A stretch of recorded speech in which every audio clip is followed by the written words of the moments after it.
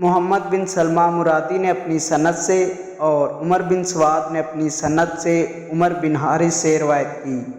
انہوں نے کہا، ہمیں حضرت ابو ہریرہ رضی اللہ عنہ کے آزاد کردہ غلام ابو یونس نے سیدنا ابو ہریرہ رضی اللہ عنہ سے روایت کرتے ہوئے حدیث سنائی۔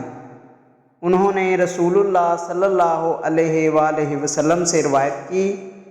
آپ صلی اللہ علیہ وآلہ وسلم نے فرمایا، اللہ تعالیٰ آسمان سے برکت یعنی بارش نازل نہیں کرتا مگر لوگوں کا ایک گروہ اس کے سبب سے کافر ہو جاتا ہے۔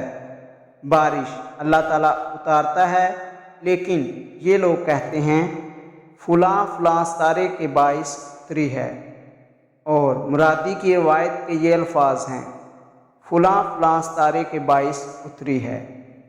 صحیح مسلم حدیث نمبر 233۔